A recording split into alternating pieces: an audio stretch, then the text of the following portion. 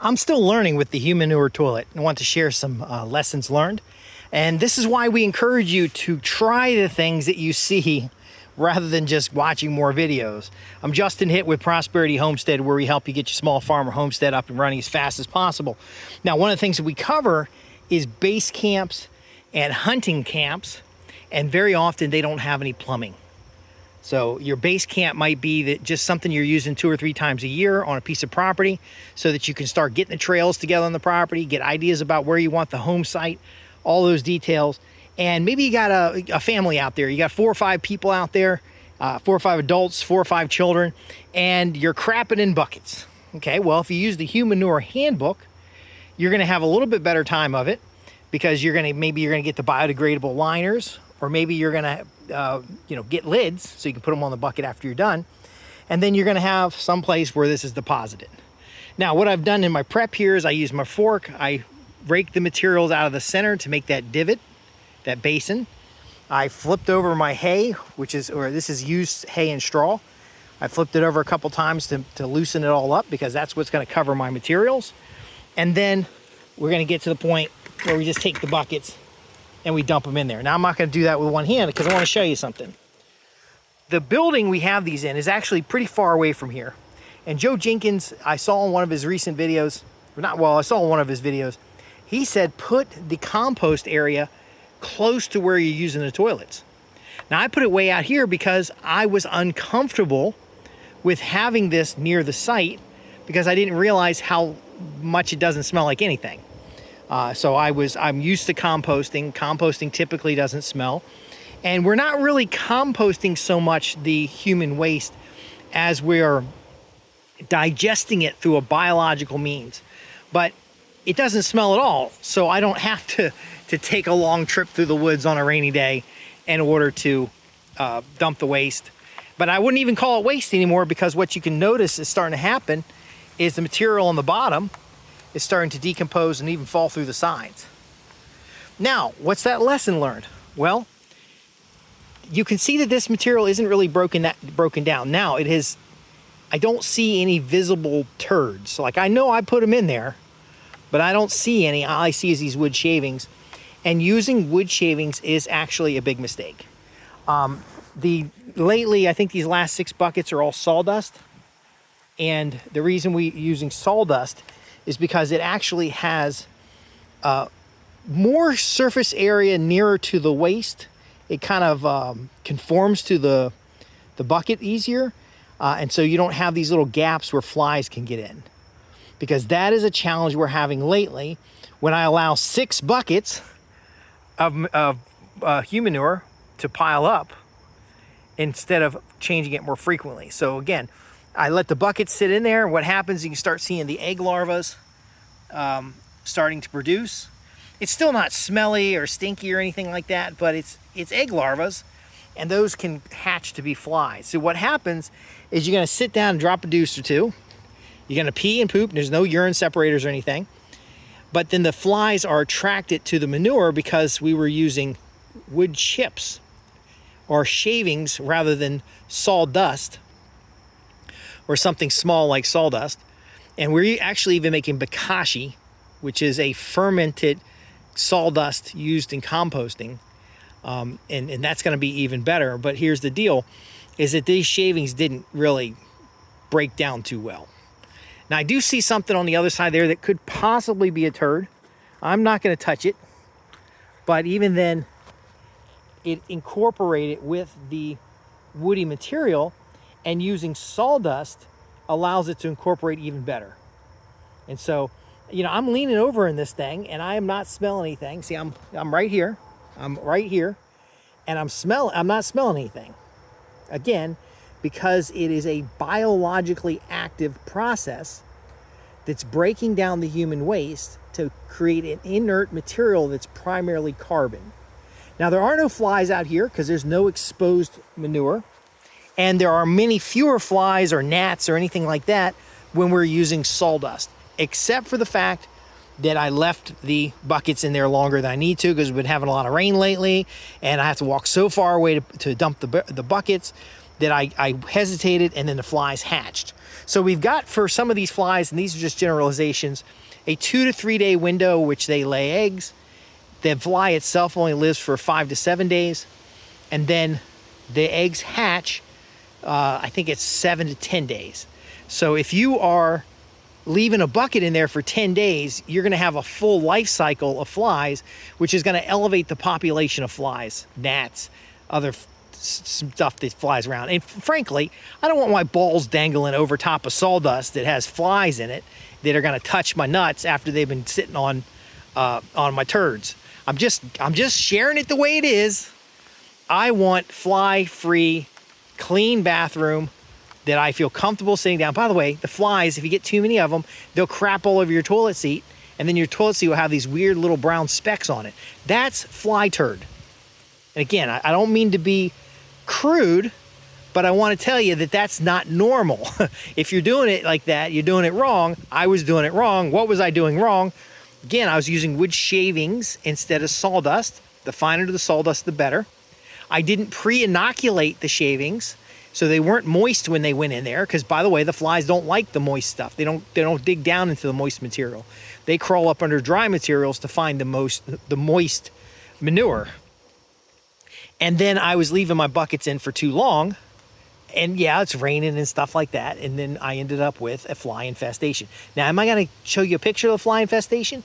No, I'm not going to show you that. And there are actually no flies out here at all. There's also no Wi-Fi, no Bluetooth, no nothing. Just a beautiful pile of what is soon to be a manure, a Humanure system, a clean, consistent source of nutrition for our tree systems. Now, some people put it on gardens, that's okay, but this is for tree systems. Now, another mistake I made, and I've talked about this in other videos, is this right here should go all the way to the top. Because Mr. Jenkins, who wrote the Humanure Handbook, which I highly recommend, talked about how you can actually mound this pile up as high as you want and then cap it off with some biomass and then let that pile cook down over, once this thing's full. I've got another little ring over there, and I will set up a second one, and the second one will, so this one will fill up. I'll put a little date stamp on it, and then it'll sit for a year while the other one is getting finished off, and then this one can be taken down. And we're going to have not sawdust and wood chips and straw and poop and pee. We're going to have this nice, beautiful soil that's coming out the bottom here. All right? And it doesn't have any smells. Actually, some mushrooms growing in it. But actually, there are some little gnats down here. I can see some little gnats. Now, I'm going to actually, not today, but I'll scoop up some of the soil around the outside here. And I'm going to throw a little bit back in the top for inoculation. But it would be a mistake to do the inoculation with a lot of that soil. I'm just kind of curious if it's forest soil or if it's soil that's fallen out the sides of the container. But it would be a mistake to throw soil in here to inoculate it, because the best place to inoculate is that bokashi or that use an effective microorganism or using something like that on the sawdust itself before you put it in the manure. Because what happens is it starts that decomposition as quickly as possible. It's pre-moistened, so so we changed from a metal barrel to a plastic barrel, but it's pre-moistened so that what ends up happening is that decomposition starts faster, and then by the time it's in the bucket for a day or two, because it's not practical to take one bucket all the way back here. So maybe after 3 buckets, and each bucket has been sealed after it's used, that decomposition process is happening inside the bucket, and then I come over here and I pour my 3 buckets or my 6 buckets or whatever. Now, some people have videos and they talk about how they save up 20 or 30 buckets before they dump them. I'm not really interested in that, because if a decomposition process is started, then the pile's going to start creating methane, especially if it's an anaerobic, meaning no oxygen. So if I put the lid on the bucket, and I know this from a friend of mine, he's from not to embarrass him, but he's from Mongolia, and in Mongolia they use large barrels and they use a similar system to this, rice husks and stuff. But he put human waste, poop, in about half a bucket with no carbonous material and sealed that lid on it, and that baby fermented and blew up in his garage and made a hell of a mess. So again, I don't want to seal these buckets for weeks at a time. They are primarily carbon, but I want an aerobic with oxygen decomposition to happen in this pile, not in the shed or the toilet house or the bedroom or anything like that. And so we're not going to accumulate a bunch of buckets because, again, like I said, the flies hatch, and then you have fly larvae everywhere. The bucket could decompose and blow the lid off of it. There could be a lot of things that could happen. Now, another thing that I like to do to improve this area, because I don't mind it being all the way back here. This is my composting and my materials area. So we got wood and materials that are going to get processed. And it's primarily back here because we don't want the goats to be back here. You can see that fly larvae is on this inside of the buckets.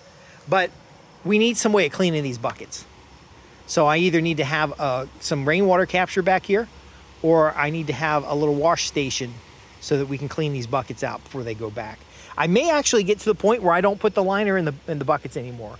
I just process it in the bucket and then we clean the buckets. But I can't be cleaning the buckets if we've got nursery product back here. So this is not nursery product we sell, but it's nursery plants that will eventually be taken to base camp. So once all these things are taken to base camp, I can clean this system up a little bit better. And already though, there's no smell.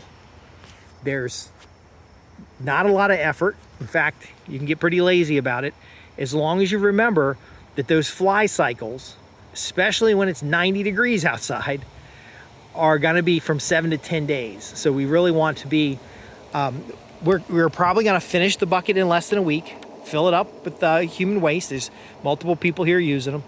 Then we're going to cap off the buckets, and then that keeps the flies that they do hatch from getting out of the buckets. But we're not going to keep a shitload of buckets, pardon my pun. So again, we want to read the book, the Humanure Handbook, experiment with this, following the book's guide, okay? I follow the book's guide primarily, but I use the materials that were available to me, which was the wood shavings. Now I have a source for sawdust. And then I went back to the book to make sure my reading comprehension was good. And now I'm tuning up the system in order to get it to work well for my situation. Like I said, I won't go back into the description again, but you can rewind and listen. I don't like to see flies in the toilet for any reason. I don't care if it's 90 degrees outside and you know, there's been some spontaneous fly generation or flies from the compost pile have made their way. So we recently had a snake. We had a couple snakes mess with the duck eggs. And so I killed the snake and threw it in the compost pile. And then that rotted, attracted the flies, and then the flies found the bathroom area. So they weren't there before, even rudimentary following the system, but then they eventually showed up. So it's not a perfect system, but it's extremely, extremely effective. And we're going to keep using it. Now, are we going to get to the point where we're putting it on our vegetables? Probably not, because we have a lot of tree systems here. You saw in the previous videos where we planted bananas and figs, and we planted, we're going to plant some nitrogen fixing trees and some different trees. Because the plan for this property is a Virginia savanna grassland, we are going to have a silvopasture on contour tree system.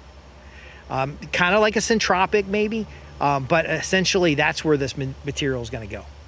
We're going to use that there on that system, on the tree system. And I've shown in the video I did today how we do our potting soil for our trees.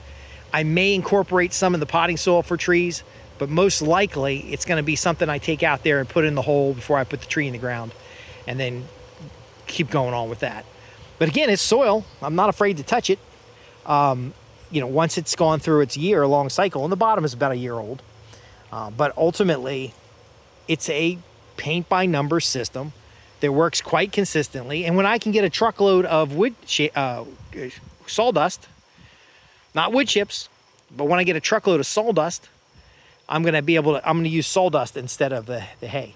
Because I can get a dump truck to dump right there a big pile of stuff, or probably back in that corner over there, a big pile of stuff, which I can then just come over here and use in the system. And then that way, after I wash the buckets, I put the sawdust in the bottom of the buckets. Every bucket is pre-primed. It goes back to the base camp, or it goes to where campers are located on the property, and then the system rotates. And by the way, if you do come out and stay with us, it is it's for clients primarily. It's for, you have to get a little clearance with us, but we do offer the composting toilet if you want to experience it. We have primitive camping, hiking, and the permaculture design elements. We've got different permaculture projects going on all the time. You can come see the projects or participate in the projects. But this is how we handle the waste, because it's not affordable to put 5 or 10 septic tanks around the property. And I don't really want people crapping in the woods. Just to be blunt right there. I don't want human waste anywhere on the property, because our priority is the wildlife. Our priority is the regenerative processes that make our footprint on this property as minimal as possible. Anyway, if you're interested in these types of things, if you are,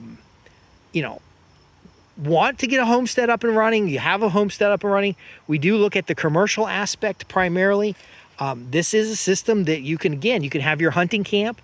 You can have anything. I don't have raccoons crawling in it anymore, because I've adjusted to make sure I'm following the book. If you just follow the book, it works like magic. But again, sometimes we have our ego and we want to do things unique, or we try to take shortcuts. But I'm Justin Hitt with Prosperity Homestead. I hope you enjoyed coming along with us on ththese journeys. If you have a specific question, I'd love to make a video for you or answer your question. But our newsletter subscribers are getting 45-minute, hour-long training sessions. We go through workshopping on individuals' properties. We actually will have hot seats, different things like that, on the general elements of business development around agricultural properties or ecotourism properties. And then how do you make money doing this? Because a lot of folks, again, especially my older folks, 50 and older, they're having trouble getting jobs. But with technology today, you can work remote. You can work contracts from your small farm or homestead. You can grow your own food, and it doesn't save you money, but it does give you a lifestyle that really it certainly beats sitting in a cubicle or sitting in a 2 or 3 hour commute.